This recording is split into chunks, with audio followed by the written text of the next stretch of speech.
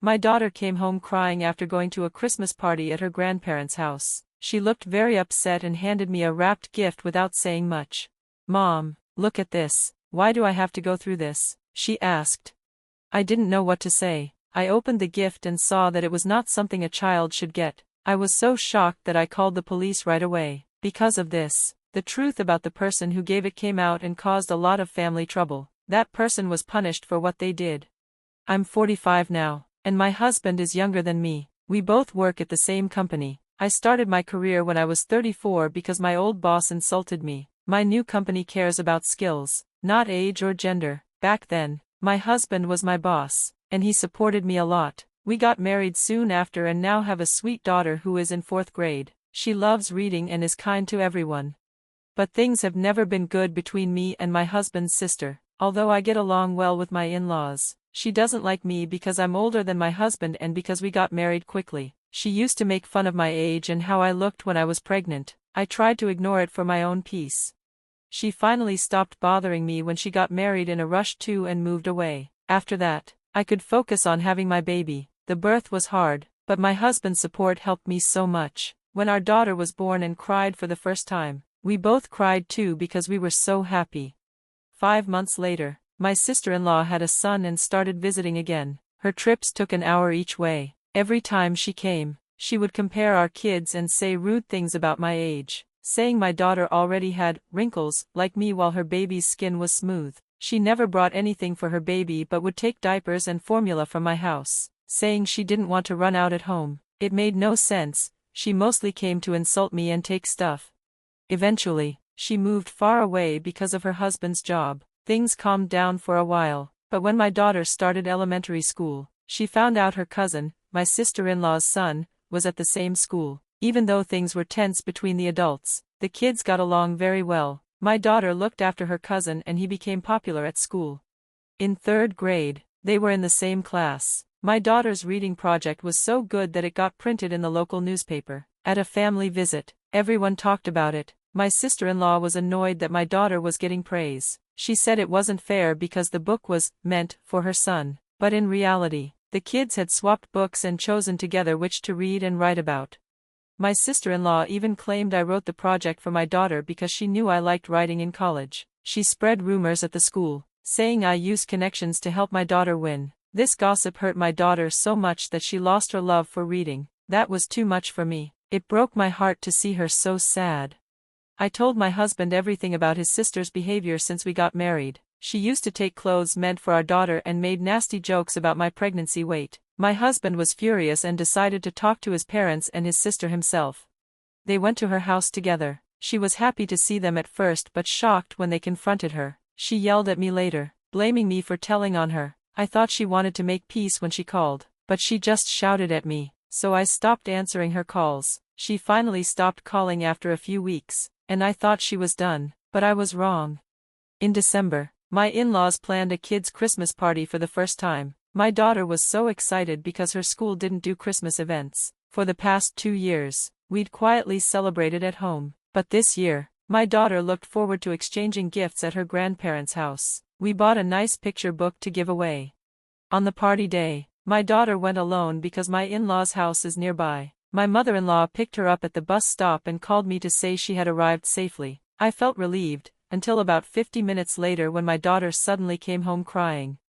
I was working from home and didn't expect her back so soon. She sat by the door and handed me a bag. Inside, I found her newspaper article torn up, a stuffed animal ruined and covered in red ink like fake blood, and a scary note written in red telling us not to be too proud.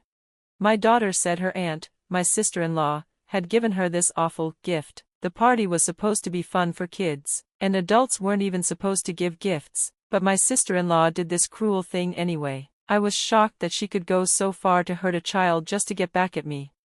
I was shocked to find out what my sister-in-law did to my daughter. If my mother-in-law had known her daughter would be there, she would have told me. She always asked us to tell her if her daughter caused any problems. This time, my sister-in-law showed up secretly to hurt us without her mother knowing. When my daughter came home upset, I told her to tell her grandma what had happened, but before she could, my aunt stepped in and said my daughter shouldn't have been there because only kids from missionary schools were welcome. My daughter didn't even know what that meant. A relative had recently gotten into a missionary school, so the family kept talking about it. My sister-in-law's son also went to a missionary kindergarten, but we chose to send our daughter to a regular local school, and she used this to look down on us again. After seeing the scary gift my daughter got, I went straight to the police station. At first, the police said it was a family issue, but a kind woman officer understood how serious it was. She said threats like this, even from family, should be reported. She promised to visit my sister-in-law that night and warn her. When my husband came home, I told him everything. He was angry and called his parents, who said they didn't know about any of this. They guessed my sister-in-law might have sneaked in through a back door while my mother-in-law was busy. The younger family members had been in charge of the party. After the police warned my sister-in-law, my in-laws were very upset and called for a family meeting. At the meeting, my sister-in-law and her husband showed up late. She looked angry that the police had gotten involved. Her husband didn't even know why we were meeting until he heard the whole story. He was shocked and apologized to us. Unlike my sister-in-law who didn't care, she said that since the police didn't arrest her, she didn't do anything wrong. Everyone was stunned. Then, her husband surprised everyone by saying he wanted a divorce. No one knew they had problems. He said he'd had enough of her. She didn't care for their home or child and kept moving houses just to look good in front of others. She made up excuses about their son needing fancy schools, but it was really about her image. In the end, their son wanted to stay at a public school, and the dad supported him. Her husband said the divorce had been on his mind for a while, but what she did to my daughter made him do it now. My sister-in-law tried to say sorry, but no one believed it. She called what she did a joke, but it was too serious to be called that. Scaring a child is not a joke. I told her that just being a mother doesn't mean you know how to be one. My husband told her crying wouldn't fix anything, especially at her age, but she kept crying, saying we blamed her because I'm older than my husband. She didn't see how wrong she was, and that shocked us all.